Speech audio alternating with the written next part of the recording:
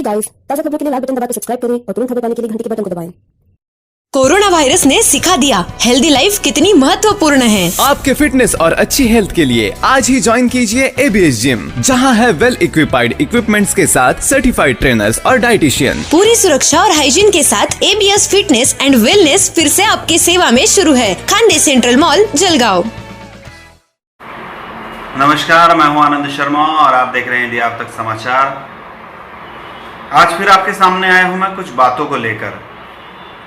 दो ऐसी बातें हैं जो मैं चाहता हूं कि आप लोगों तक पहुंचे। ये जो बातें हैं ये आपके भी मन की बातें हो सकती है।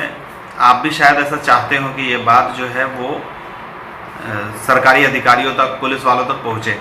दो बातें हैं, उनमें से एक बात है ट्रैफिक विभाग को लेकर और दूसरी बात है RTO विभाग को लेकर।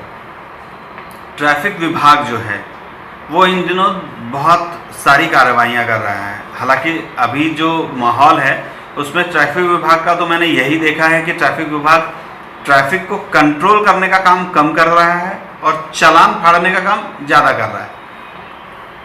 चालान फाड़ना जरूरी भी है, लोगों को दंडित करते हैं तो लोग सुधरते हैं, लेकिन ट्रैफिक भी उतनी ज़रूरी है। जब भी देखता हूँ मैं तो ट्रैफिक वाले ट्रैफिक कंट्रोल नहीं करते हैं, उसकी जगह चौराहे के आगे कहीं खड़े रहते हैं, चौराहे पर किसी कोने में खड़े रहते हैं और लोगों को रोककर चालान फाड़ते ही रहते हैं।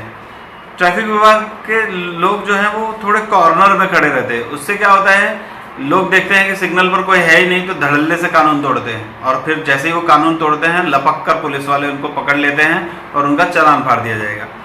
अगर ट्रैफिक वाले बीच में कहीं और सामने खड़े रहें तो उनको देखकर डर कर पब्लिक जो है वो गलती नहीं करेगी और गलती नहीं करेगी तो उनको चालान भी नहीं होगा। ये अजंता चौक को छोड़ दिया जाए तो कहीं पे भी ट्रैफिक वाले एटलीस्ट मुझे ट्रैफिक को कंट्रोल करते हुए नहीं दिखे, सिर्फ चालान फाड़ते हुए दिखते हैं। मेरी ट्रैफिक विभाग के पुलिस कर्मियों से गुजारिश है कि ट्रैफिक को कंट्रोल कीजिए। लोगों को के सामने खड़े रहेंगे तो वो गलती नहीं करेंगे और गलती नहीं करेंगे तो उनको दंड नहीं लगेगा। आप जो 200 रुपये का, 400 रुपये का, 300 रुपये का जो भी चालान करते हैं, एक आदमी की पगार दिन भर की 200 रहती है साहब, कैसे वो बेयर करेगा? और जब वो बेयर नहीं कर पाता है तब शुरुआत होती है भ्रष्टाचार की। तब कहीं ना कहीं कुछ पुलिस वाले भ्रष्टाचारी भी बन जाते। कई बार खबर ऐसी आई, नेरी नाके पे भी खबर आई थी बीच में और सभी कुछ लांछन लगा था ट्रैफिक विभाग के पुलिस वालों पर कि वो लोग वहाँ पर पैसे लेते हैं वगैरह वगैरह। जितना बेस्ट पॉसिबल हो हमें प्रयास करना चाहिए कि हम नियम का पालन करवाएं।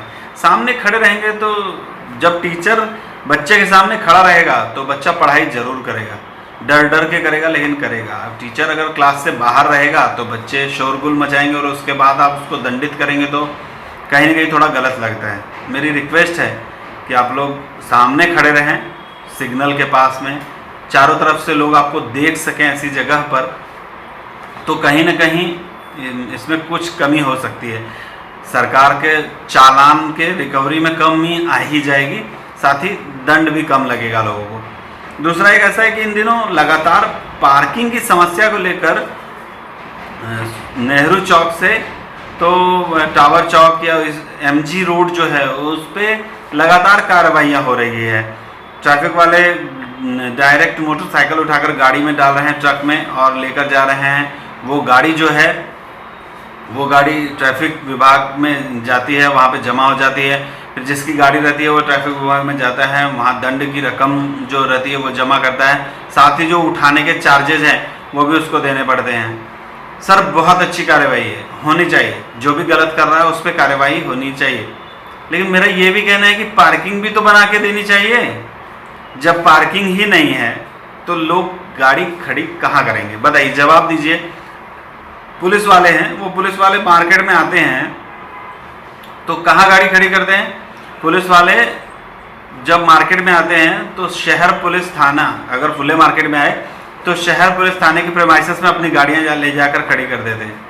आम जनता कहाँ जाएगी? आम जनता को तो वहाँ घुसने नहीं देते। आम जनता जब लगाने लगी थी तो पूरा वो भी प्रेमाइसेस पूरा भर गया था। पब्लिक कहाँ जाएगी साहब?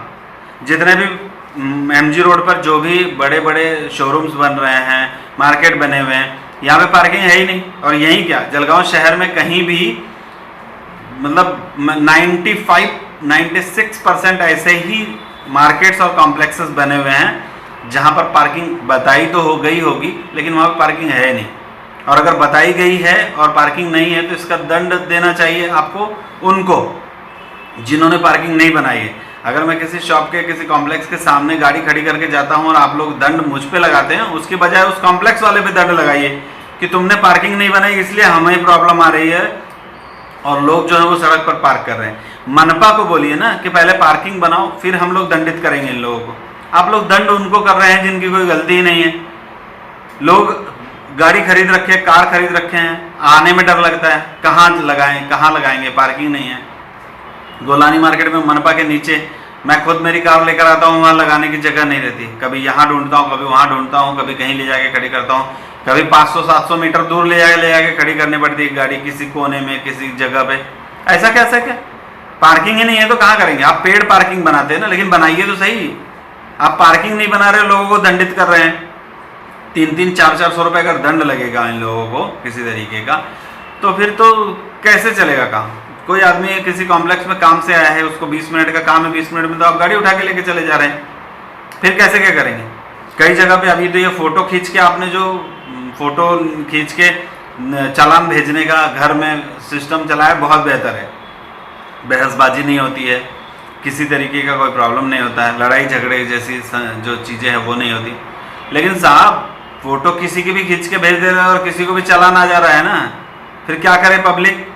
जो पार्किंग प्रॉपर वे से, मेरे पास ऐसे लोगों के वो पार्किंग के चालान हैं जिन्होंने अपनी पार्किंग पीली लाइन के आगे लगा रखी है, ऐसी जगह लगा रखी है जहाँ पे बोर्ड जो लिखा है वो तारीखों के, विषम और सम तारीखों के, वहाँ उसने तारीखों के हिसाब से पार्किंग कर रखी है, फिर भी आपने उसको चालान भेज दिया है। क्यों, किसी को भी चालान भेज देंगे साहब। अगर ऐसा देखा जाए तो लोग तो ये भी कहते हैं कि भाई वो जो पुलिस अधिकारियों की गाड़ियां रहती है वो भी ऐसे ही खड़ी रहती, फिर उनको क्यों नहीं चालान करते। सीट बेल्ट के लिए आप जो है वो आम नागरिकों को चालान करते हैं, हेलमेट के लिए आप आम नागरिकों पे चालान करने की बात करते हैं।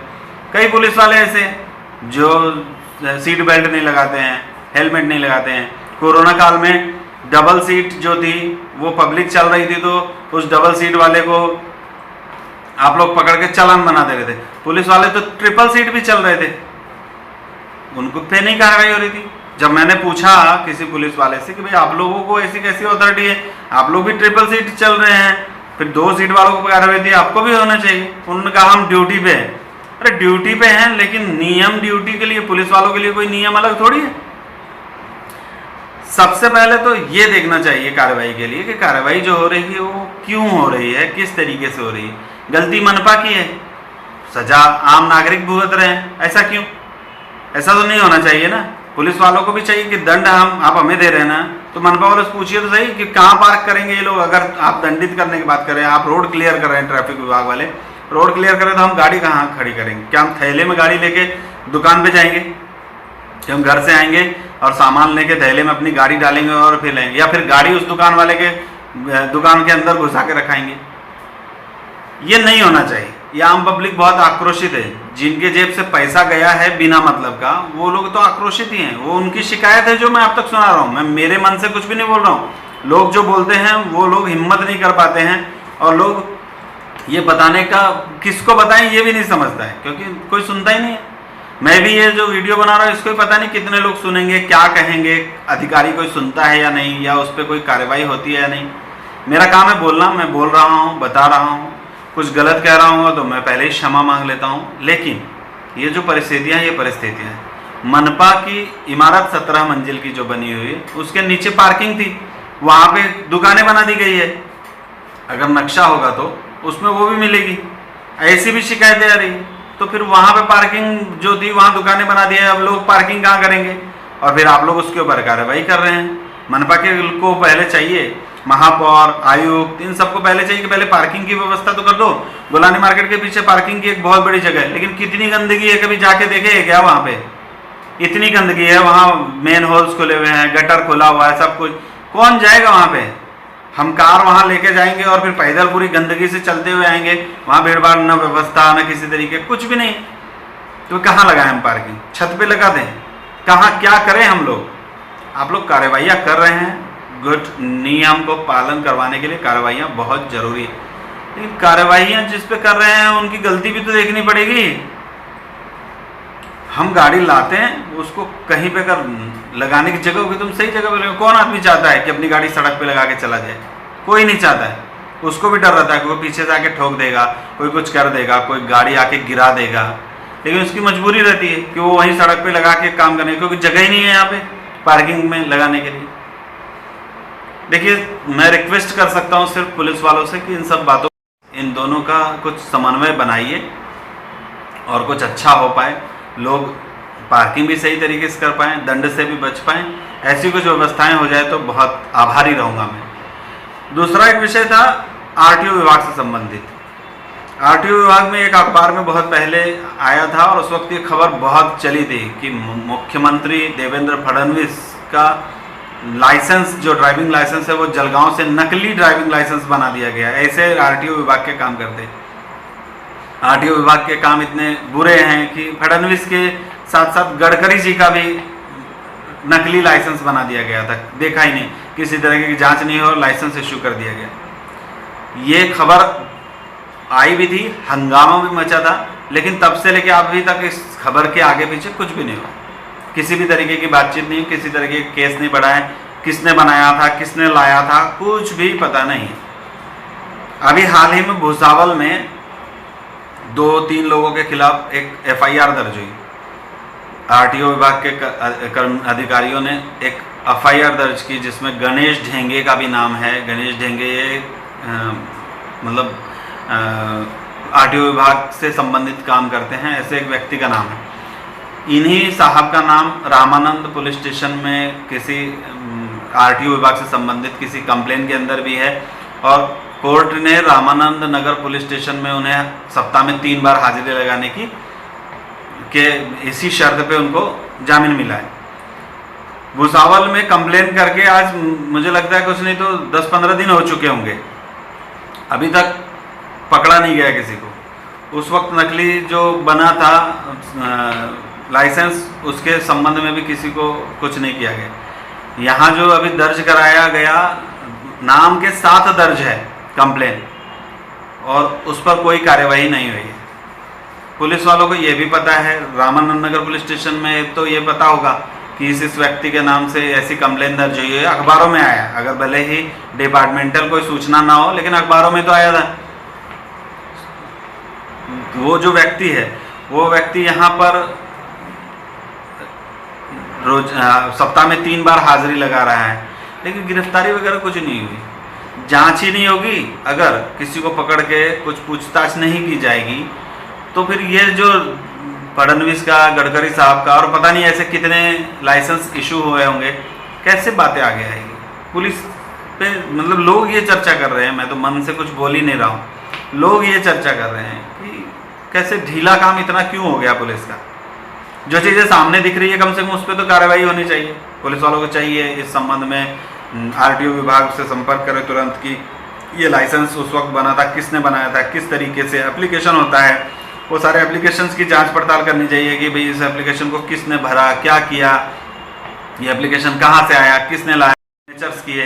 ये सारी बातें अगर करें तो आसानी से सब कुछ पता लगाया जा सकता है, ऐसा लोगों का कहना है। मुझे भी लगता है अगर करें तो जरूर हो। अब वो जो आरोपी का नाम एफआईआर में दर्ज हुआ भुसावल में, वो आरोपी यहाँ पे घूम रहा है, लेकिन उससे किसी को कोई फर्क नहीं पड़ता है।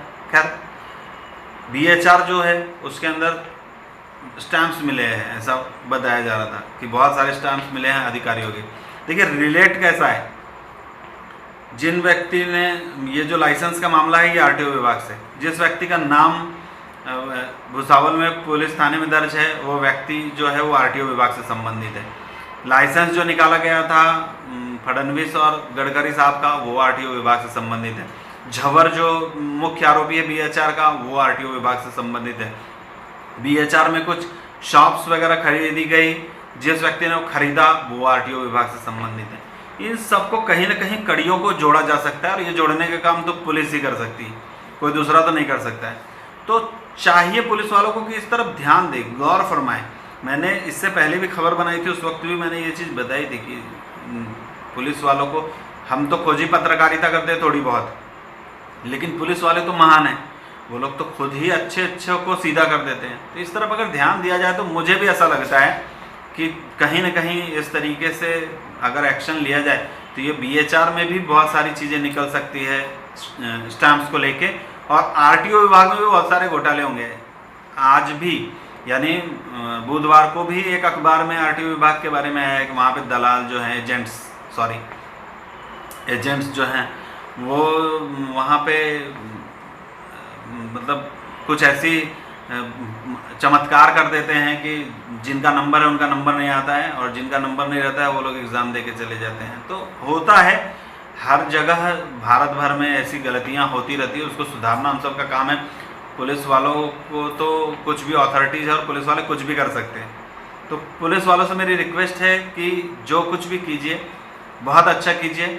जलगांव में जो चीज़ें गलत हो रही है उस पर रोक लगाई जानी चाहिए। नए पुलिस अधीक्षक जब से आए हैं, SDPO जो हैं वो लगातार एक अच्छी कार्रवाई कर रहे हैं, अच्छी कार्रवाई को अंजाम कर रहे हैं। जुए खाने पे रेड डाली थी उन्होंने भी, उनकी टीम ने।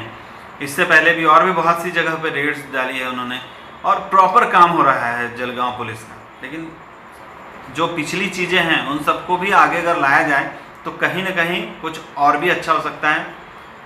मेरे जो कुछ भी मैंने न्यूज़ के माध्यम से बताने का प्रयास किया है वो जनता की आवाज़ है, और मैं चाहूँगा पुलिस वालों से कि जनता की आवाज़ को सुने और जो भी ज़रूरी एक्शंस हो वो ज़रूर लें।